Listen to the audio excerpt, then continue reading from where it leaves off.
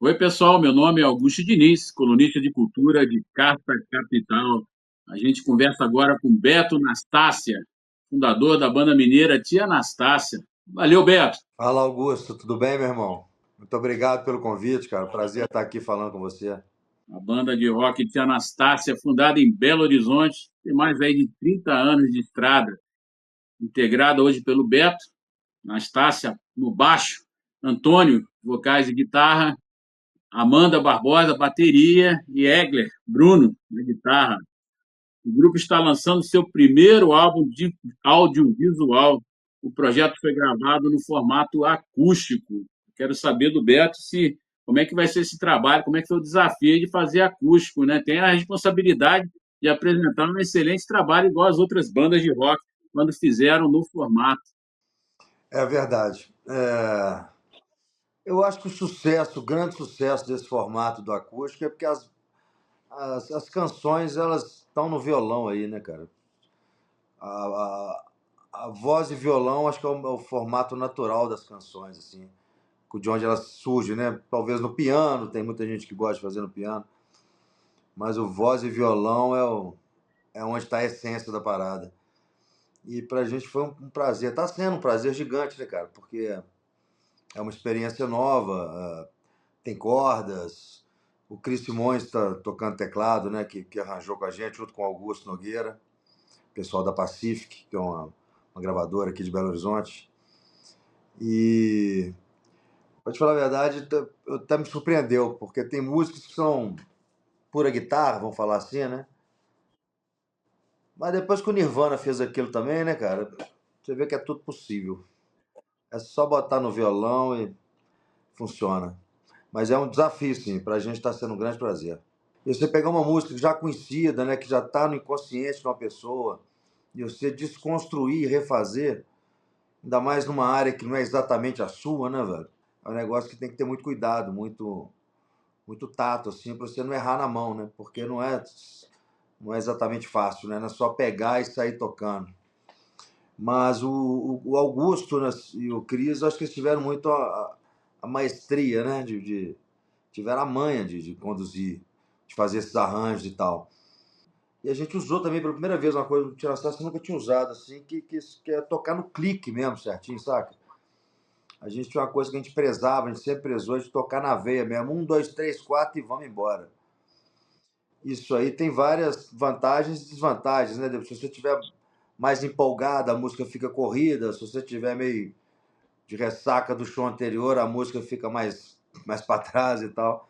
Ela fica padronizada, vamos falar assim, né? Você toca todo dia no mesmo tempo. Aí tem uma sincronia que você consegue fazer com as luzes. O show realmente ele fica mais trabalhado, né? Fica mais bonito. E isso realmente soma muito. Como é que foi a definição desse repertório aí com tanto tempo de estrada? Né? Tem que olhar um monte de coisa, olhar para trás. O Tia Anastácia tem um problema, entre aspas, assim, a gente sempre teve isso. A gente vai gravar um disco, velho. Todas as vezes. A gente arruma a gente mora em Minas, né? Então a gente vai para uma fazenda de alguém aqui perto, de algum amigo, um hotel fazenda, uma coisa assim. Leva os equipamentos todos e fica lá umas 2 semanas, 3 semanas. Enfim, o tempo necessário para compor. E a gente sempre compôs muito, velho. Todo mundo, o Tia Anastácia sempre compôs muito. E a banda, cara, assim, os maiores conflitos, discussões que a gente teve foram por causa de repertório. Que a gente tem a tendência natural de achar que o nosso filho é mais bonito, né? Nosso filho é mais educado, enfim, cada um fica defendendo a sua. A gente tinha que fazer votação mesmo, colocava lá 30 músicas para escolher 15, fazia, saca? Era um negócio, tentava fazer democraticamente. E já é difícil fazer um disco de inédito. Você pegar as antigas, pô, a gente tem acho que 13 discos gravados de músicas inéditas. Se você pegar isso e lapidar para tirar 14, 13, na verdade foram 13 também que a gente fez. 13 é galo, né? Talvez não seja coincidência, 13 é galo. Mas você escolher essas músicas foi o mais difícil, cara. Por exemplo, eu até brinco, as músicas que fala de bicho são as minhas. Eu fiz uma música Love Love, uma música que fala de cachorro.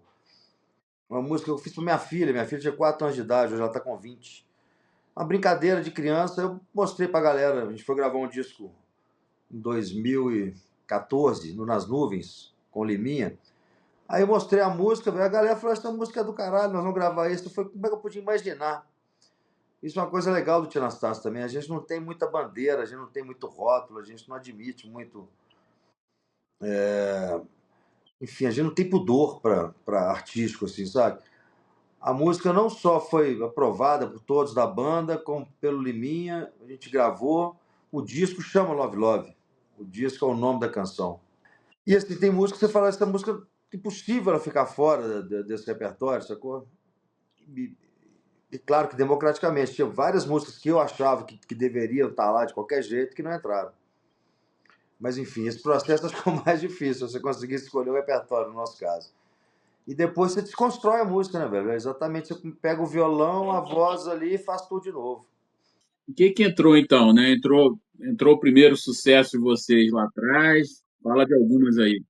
Que tem o Cabrobló, né? O Cabrobró. Na verdade, Cabrobó é uma cidade lá do Ceará, que na nossa época, né? 30 anos atrás, era. Eu lembro que passava uma apreensão, fizeram, falava que o lugar do mundo que tem mais maconha por metro quadrado é Cabrobó. Aí o Antônio Júlio ouviu, adolescente, né? Gravou isso na cabeça dele e brincou. Camarão é nascido em Cabrobró. Em vez de Cabrobó, o nosso é Cabrobró. E essa música, cara, que é uma brincadeira, o próprio Antônio fala isso, tipo uma hora do recreio, foi o que ativou o Tia Anastácio, que tornou a banda uma realidade, sabe? O que foi a primeira coisa a primeira música que abriu todas as portas. Todas, até hoje. Cabrobró é a música com certeza mais conhecida nossa. Mas a gente gravamos o Conto de Fraldas, que é uma música do Tom Zé, que a gente. Ele gravou num disco que se chama Todos os Olhos, 1970 e poucos, um negócio assim. E essa música que é Tim, Tirim, Tirim, essa também, o Brasil inteiro a gente toca, todo mundo sabe cantar ela. Tem o Sol, que é Pra Onde Tem a Sol. Uma música até interessante que foi a música entra na vida das pessoas, cada um recebe a música da forma que lhe convém, assim, né? Na verdade, o Antônio escreveu, essa é dele também, ele escreveu essa música para nossa mãe, Miriam, que até tem uma música nossa também nova que a gente fez tem pouco tempo que se chama Miriam. Se alguém tiver curiosidade, é só entrar no YouTube, nesses lugares aí e ver. Tem até um clipe bem bonito que a gente fez. A nossa mãe estava com síndrome do pânico, mas numa época que ninguém sabia o que era síndrome do pânico. Eu lembro que minha mãe, ela se autodiagnosticou. Ela foi em todos os médicos que você puder imaginar, até que naquele João de Deus lá em Goiânia, lá, até aquilo ela foi. E ninguém conseguia curar essa síndrome do pânico. Ela chegou um dia em casa com as revistas Mulher de Hoje, ou Nova, umas revistas de mulher que tinha antigamente. Ela chegou, juntou a família toda e falou, gente, é isso aqui que eu tenho. Tava lá a manchete, síndrome do pânico. A gente leu todo mundo junto e ela achou o diagnóstico da doença dela. E o Antônio escreveu essa letra para esse momento. Ei, Doura, eu não te escuto mais, você não me leva a nada. Pra onde tem a sua, pra lá que eu vou. Essa música estourou na voz do Jota Quest, né? A gente foi gravar. Essa música foi gravada em 2004, num disco que chama Na Boca do Sapo Tem Dente. É música de bicho e as minhas, né? Essa música eu fiz ela, chama Sapo Antunes. Mostrei pro Tom Zé, que a gente teve o privilégio de ficar amigo do Tom Zé, ir na casa dele, tomar café com ele, com a Neuza, esposa dele. Aí eu mostrei um pedaço de música pro Tom Zé, falei, Tom Zé, essa música aqui é Na Boca do Sapo Tem Dente. Aí ele falou, vem cá, gravou numa fita cassete, me chamou no quarto dele assim, gravou na fita cassete, que é esse gravadorzinho de mão, lembra daquilo? Playhack. Aí passaram-se 2 anos, Tom Zé deixou uma mensagem no meu celular, Beto, lá vai, começou a falar a letra da música. Eu lembro que na época o tempo de mensagem era limitado e o Tom Zé fez uma letra genial, gigantesca, foi tipo várias mensagens, acabava o tempo e eu mandava, continuando, ia falando a letra. Eu liguei para ele e falei, Tom Zé, como assim, meu irmão?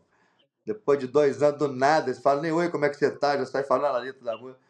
Ele falou, ué, isso é trabalho, brother. Você acha que cai um raio de luz na minha cabeça? Eu fiquei esses anos todos batalhando, trabalhando, pensando.